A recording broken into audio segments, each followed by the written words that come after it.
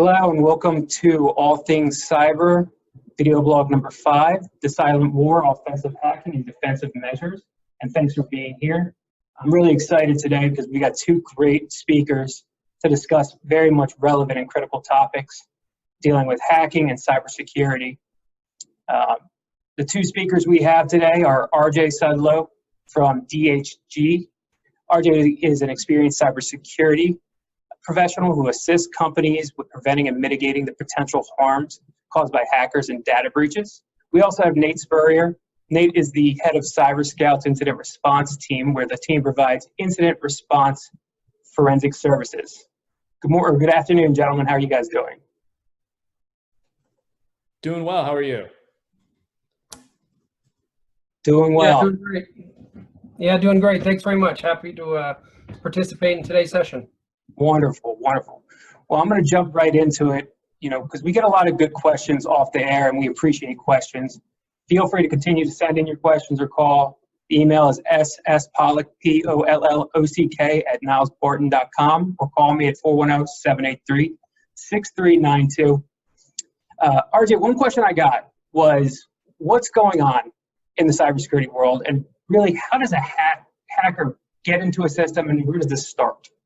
Okay, that's a pretty loaded question. I thought we were going to start with some softballs, so thank you. I appreciate that.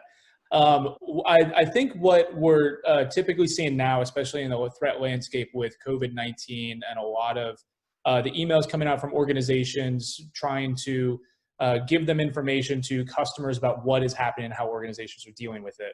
That has been a big target for a lot of attackers. A lot of phishing emails are coming out specifically targeting COVID-19, some of the threats that organizations are facing. There was a study earlier this year that Google was blocking upwards of about 2 million attacks per day just through their platform, putting banners out, trying to help people that are using the Google platform and some of the G Suite's platform, protections of what actually is going out there. So I think really more or less the threats are still the same, but they're kind of just changing the shade of color they're using to attack people. Interesting. Now, in terms of, let's say, ransomware, because I feel like ransomware is pretty rampant right now. Just briefly, RJ, can you touch on how a ransomware attack starts? How does it originate? Sure. So ransomware can originate a couple different ways. The most common one is going to be through a phishing attack, whether it be trying to get an end user to open an email with a malicious attachment, or get them to leave the safety of an internal network and go to a website that they can control and give you something called a drive-by download. The method has really stayed the exact same way, where once that malware and the ransomware gets inside of the network, it finds a way to propagate and replicate itself throughout, and really is just kind of the schoolyard bully that takes your data, locks it up, and makes you pay them to get it back. What we've seen recently is, because of how many people have done their due diligence and are helping people, or at least providing backups and making sure that they are protecting themselves, the transition has gone from, instead of just necessarily blocking your data out, some of the cyber criminals are actually exfiltrating some of that data in case an organization doesn't want to pay. They threaten that, hey, if you're not paying, we can still release this out onto the dark web or post it online publicly elsewhere. So it's becoming a little bit stickier, where, if you end up in a situation where you have ransomware, it's no longer just a case of, okay, just get your backups and worry about, just replicating and spinning back up as quick as you can. You have to ultimately wonder, okay, what was accessed? Was any of that data exfiltrated? And where is it ultimately? That's some scary stuff. And, with the exfiltration of data, that really gets me nervous in terms of the legal compliance side and all the laws that start getting triggered at that point. Nate, turning to you, before a hacker gets into a system, what can a company do to really get ahead of this, to try to prevent and mitigate the potential consequences, or even the hacker getting in? Yeah, there's really two angles to what an organization can do. One, they can make their external facing environment more secure. So we'll start there, and really the main culprit for how hackers are getting in, if you're looking at it from an external standpoint, is through remote desktop protocol, or what everybody calls RDP. So there's ways to go about doing that more securely. Obviously, since everybody is primarily in a remote working environment these days, having access to networks, having that access to environments is certainly important, but there's a good way and a bad way to go about doing that. So connecting through something that's a bit more secure, like a VPN network, requiring multi-factor authentication.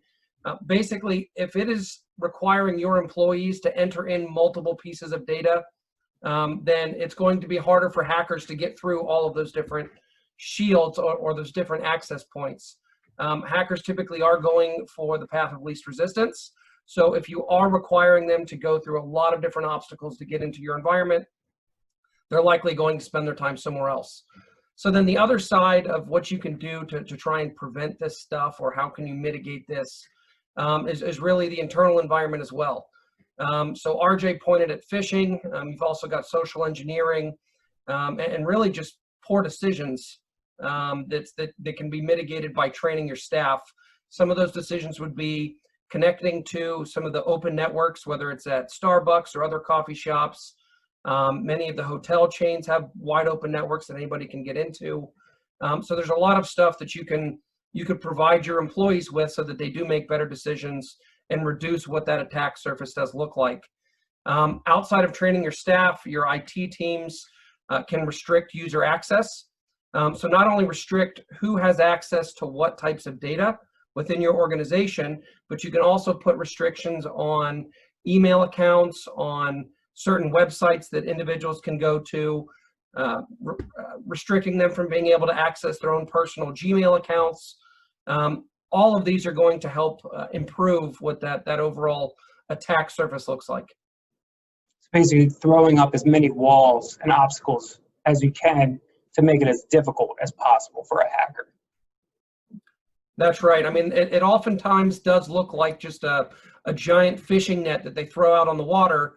Anything that sticks is what they're going to go after. Whereas if you've done anything to hide from that net being able to catch you, you're generally in a much better spot. I mean, what most people think is, or what most people talk about within this this market, is that it's a matter of when, not necessarily if you're going to have an issue. But there really is a lot of stuff that you can do to make sure that when is far in the distance, or if it does happen, that it's as small as possible. So doing nothing is certainly not an option.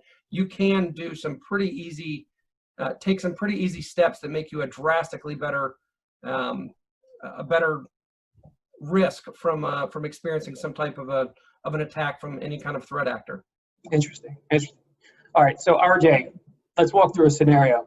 Okay. Monday morning, my company gets an email, or I walk in to my company, I turn on my computer, all of a sudden, turns red, I get a message from a hacker who's now taken over my system, ransomware attack. Right. Take me back a couple steps when they're in my system and kind of explain how a hacker at that point can really gain that much control to hold you hostage. Okay. So most of the attacks with ransomware will probably have something called a RAT tool built in, and it's a remote access tool. Command and control with C squared or a CNC tool really finds a way to give an attacker persistent access onto your network through your workstation or a server or however else that malware got there in the first place. Typically what we're seeing is built into that tool, the first thing they're going to look for are some key services that are going to stop them, like Nate was talking about. You know, they're going to look at trying to find a way to turn off your antivirus, turn off backups that are going on, do some basic enumeration to figure out what privilege levels they may have, where some of those other networks, network attached storage and other devices on the network are located.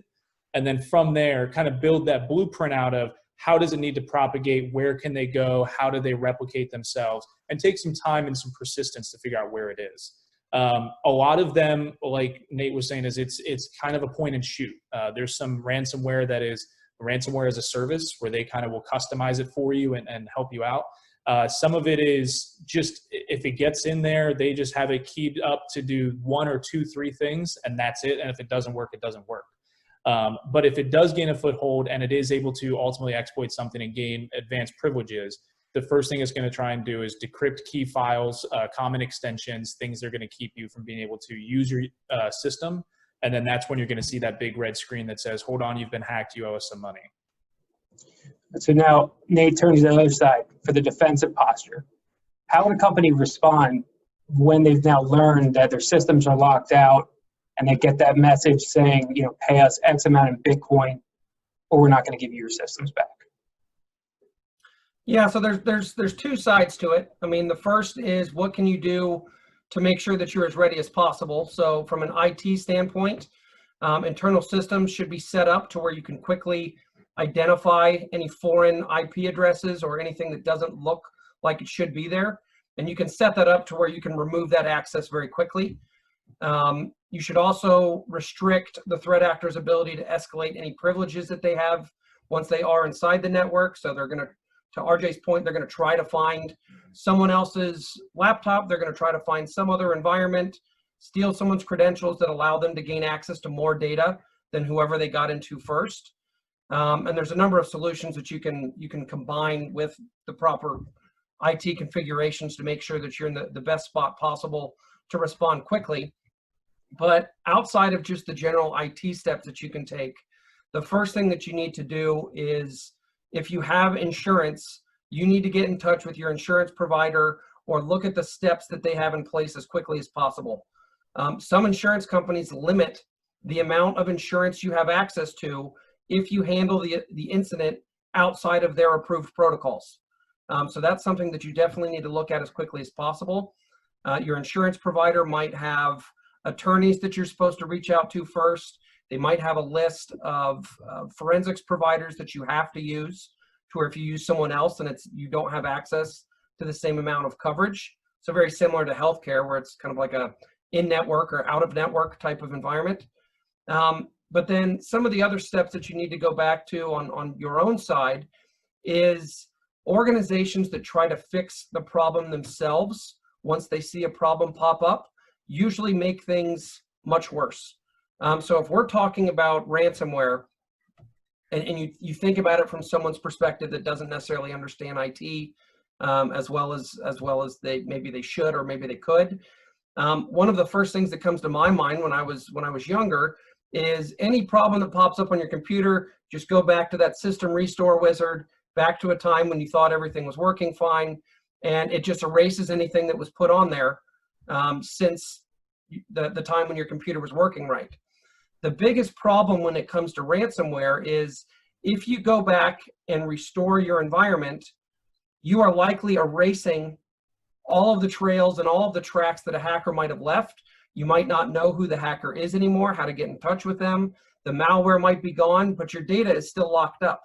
So taking steps to try and fix it yourself oftentimes makes it either impossible or much more difficult to actually deal with that problem.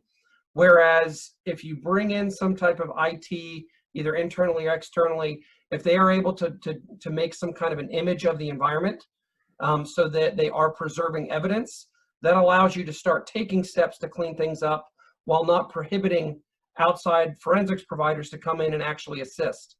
Because again, the worst thing that you can do is you go in, you run some type of a malware scan, you delete the malware off of the environment, your data is still locked up, but now you don't know how to get in touch with the hacker. Even if you wanted to pay the hacker to get the decryption key to try to start unlocking things, you don't have contact with them anymore because you've already erased all of that. So don't try to be the hero.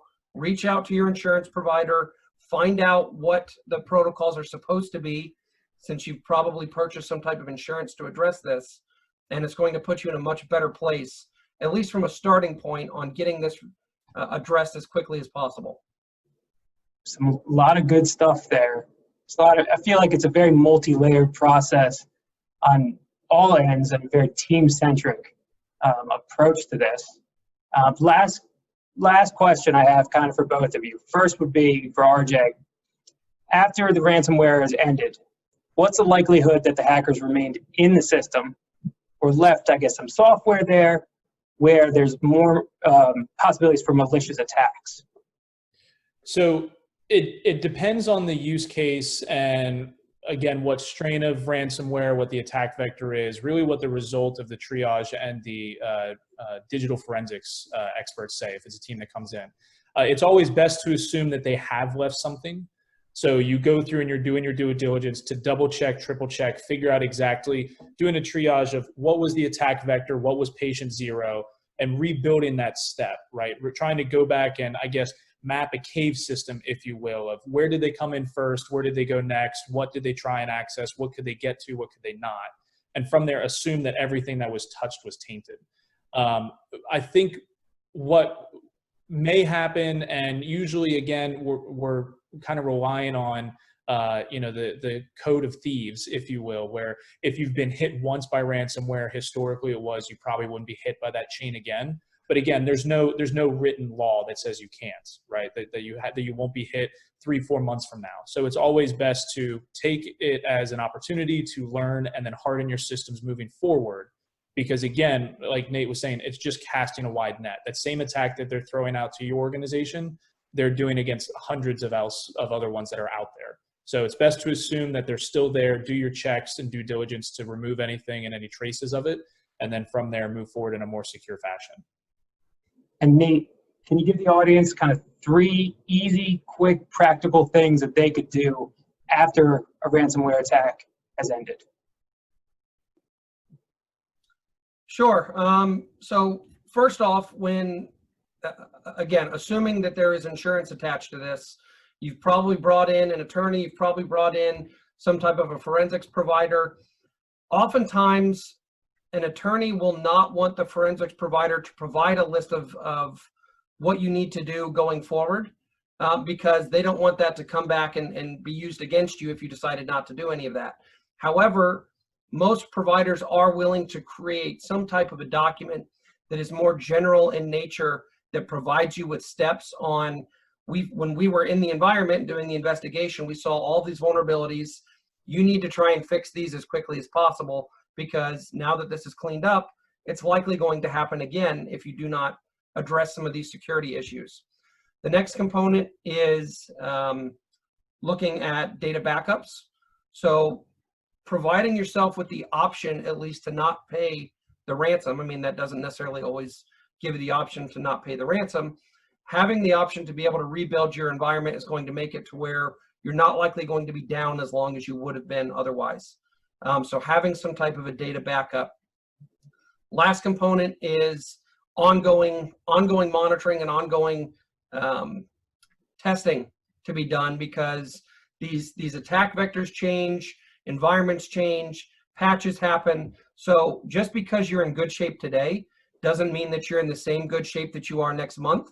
So bringing in some type of a third party to actually tell you whether or not you're doing a good job, if you've ignored some significant significant items that you could pretty easily address, getting that third party validation is going to be really important to try and avoid some of these pretty easy to avoid issues. Very good points. You know, that's one thing I stress with my clients after a data breach. For me, it's the team-centric approach, as I said. Really, it's the involvement of internal or external legal, and also the forensics, either internal or external, to really revamp policies, procedures, protocols, get people in compliance, add those layers of defense to best prevent and mitigate another data breach. Well, Nate and RJ, I really appreciate both of your times and your insight. If anyone has any questions, feel free to email me, sspolick@nilesbarton.com, or call 410-783-6392. Once again, gentlemen, thank you very much. Absolutely. Thank you for having us. Thanks, guys.